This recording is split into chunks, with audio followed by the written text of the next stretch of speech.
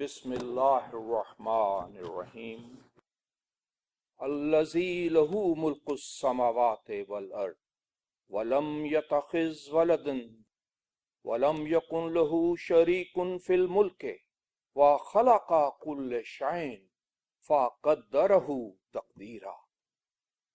It is He to whom the sovereignty of the heavens and the earth belongs, and He has begotten nor taken to Himself a son, nor is there any associate with Him in the sovereignty. He has created everything and has determined its taqdeer. Chapter 25 of Al-Quran, verse 2. وَخَلَقَ كُلَّ شَيْءٍ فَقَدَّرَهُ تَقْدِيرًا. He has created everything and has determined its taqdeer. What is taqdeer? This word sometimes we translate the word taqdeer as fate. Sometimes we translate as predetermination. Something which got predetermined by Allah subhanahu wa ta'ala. So I went to the dictionaries, classical Arabic dictionaries of Al-Quran. I found the root word for taqdeer is qadara. So here is some of the major meanings of this word, qadara, taqdeer, I have learned from the classical Arabic dictionaries. The first meaning, dictionary meaning of qadara, the first meaning is laws of Allah. Taqdeer of Allah means the laws of Allah. Allah has unlimited laws. Some of them we understand and some of them we do not understand fully. Taqdeer of Allah means the laws of Allah.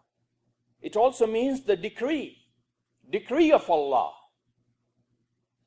Allah has laws, and when He applies the laws, as Malik Yawmiddin, there's a decree, there's a judgment.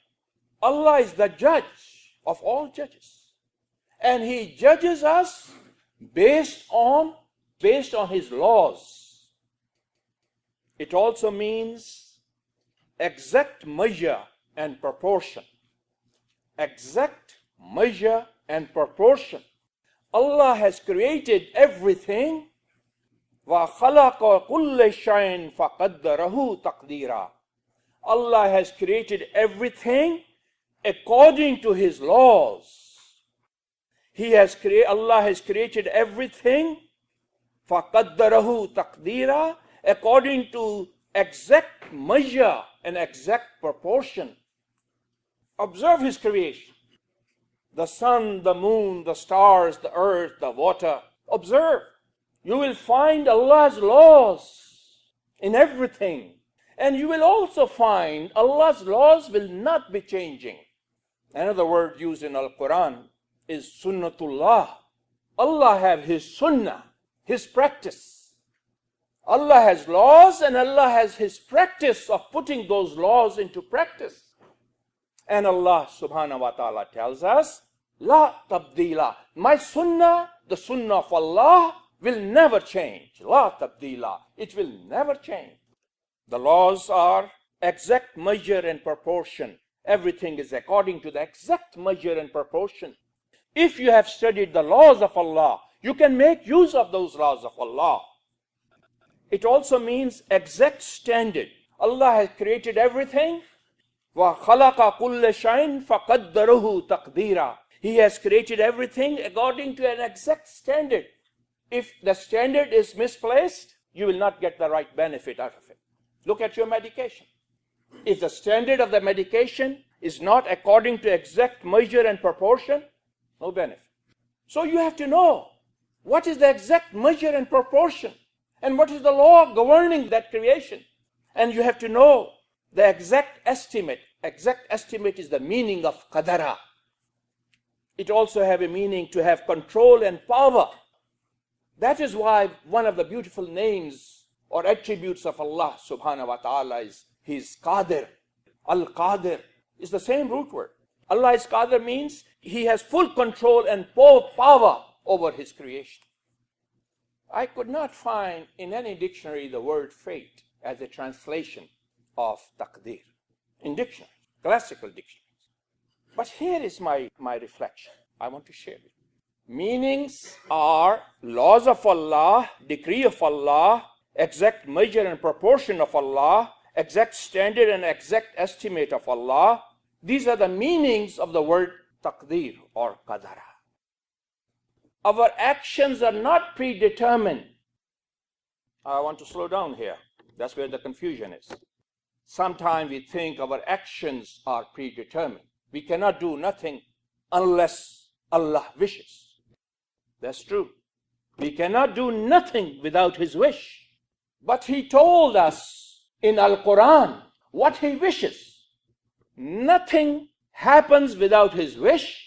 But Allah told us, open the book Al-Quran, my laws and my wishes are mentioned in detail. Don't find an excuse of being lazy. You are sitting on your laurels and you say to Allah, Allah, if you wishes, it will happen. If you don't wish, it will not happen. Allah says, I told you in Al-Quran what I wish. I have given you my wishes. And I also told you what I don't wish. Sirat-e-Mustaqim, that's the wish I want you to follow. My wish is that you become the Munim. And my wish is that you don't become a Maghdub. And my wish is that you don't become Dawalin.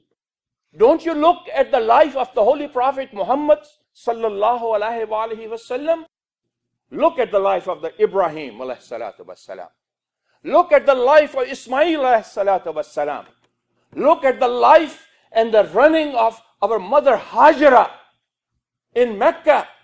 Was she sitting just on the laurels doing nothing? Oh Allah, give me the food, give me the water. She's running in between Safa and Marwa. Ibrahim alayhi salatu wassalam, Ismail alayhi salatu wassalam, doing something, building the Kaaba, the house of Lord, the house of Rabbul Alameen. Bring the stone, put it over here, build the wall, build the roof, and then I will bless you. That's the law of Allah as have been told in Al-Quran. You walk in His way, Allah will come running towards you. Allah will reward you 10 times more than you deserve for the action you have taken. Allah also tells 700 times. Allah has created eyes for us. Allah has created nose, ears, tongue. This is Allah's creation, Allah's mercy. What is Taqdeer? The laws which governs the eyes is the Taqdeer of the eyes. Eyes can see. That's the law of Allah. Eyes cannot hear. That is also the law of Allah. Eyes cannot hear. Only the ears can hear. So the Taqdeer of ear is to hear. The Taqdeer of ear is not to see. To see is the Taqdeer, is the law controlled by Allah regarding our eyes. Tongue. What is the Taqdeer of tongue? The Taqdeer of tongue is not to smell. Taqdeer of tongue is to taste or to speak. So that's the law of Allah. Now Allah have told you, I gave you the eyes. Now make use of the eyes. Do something. Something good. As explained in Al-Quran. In other words, Allah is telling us, I have given you the blessing of eyes. Make good use of it. Don't look at something which is haram. And do look at something which is halal. Given you the ear, listen something which is halal. He has given you the tongue. Speak, but speak the truth as explained in Al-Quran. Don't speak the lies. Because if you do, Allah says, I have laws. I have Taqdeer. What is His Taqdeer? The good result will follow good action. That's the Taqdeer of the good action. Good actions will produce good results. And the bad actions will produce bad results. In simple terms, just for us to understand a little better, inshallah. If you put the seed of wheat in the ground, put the seed of wheat in the ground, take care of it, put some water, and the plant comes out. Now, what is the taqdeer of the seed? A mango tree will not come out of the seed of wheat. Am I clear? Mango seed will produce mangoes. Wheat will produce wheat. Cherries will produce cherries. Good action will produce good result. Bad action will produce bad result. That's the law of Allah. That's the taqdeer of Allah. Had He enforced His will, He would have surely guided you all. The will is that I'm not going to force you. I'm not going to force you. If I would have forced you, I have guided you all to Jannah. I would have guided you all to Sirat-e-Mustaqim. And you had no choice but to be among the people of the paradise. Everybody. He said, if this would have been my will, I would have guided everybody. He said, that's not my will. He gives us the choice. That's why in Surah Al-Fatiha we pray so many times. اهدنا الصراط المستقيم اهدنا الصراط المستقيم اهدنا الصراط المستقيم. Why we are praying? If it's His will to give us the Sirat-e-Mustaqim, He would have guided us by force. So we know now His will is not to force anybody to Sirat-e-Mustaqim. Chapter 7, verse 128.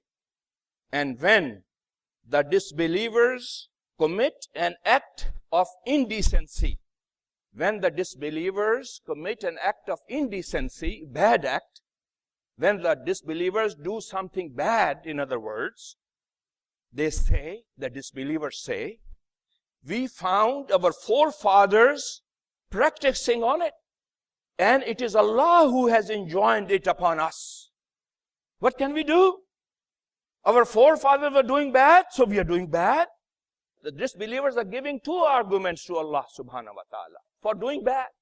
Look, the arguments of the bad people. They are saying our forefathers were doing bad, so we are doing bad. The second argument, we are doing bad because it is you, Allah, you forced it on us to do bad. Look at the answer now. Say to them, to these disbelievers, surely Allah never enjoins indecencies. Never. Never will force you to do something bad. He doesn't force us to do good. Why will He force us to do bad? Doesn't make sense. Say, O Muhammad, tell them. Say, surely Allah never enjoins indecencies.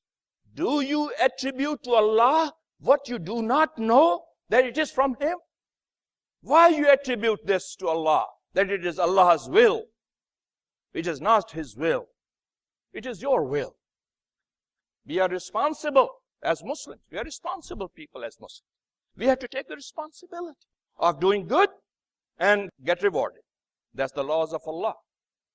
All our deeds, everybody, every soul, He says, kullu nafsin, every individual person, every soul, every human being is bound to pay for its deeds. Then whosoever has done so much as an atom's weight of good will see the good result of it. This is called taqdeer. This is the law of Allah. Allah is telling us, then whosoever has done so much as an atom's weight of good, small good, will see the good result of it in this life, and more clearly the results will be more clear in the hereafter.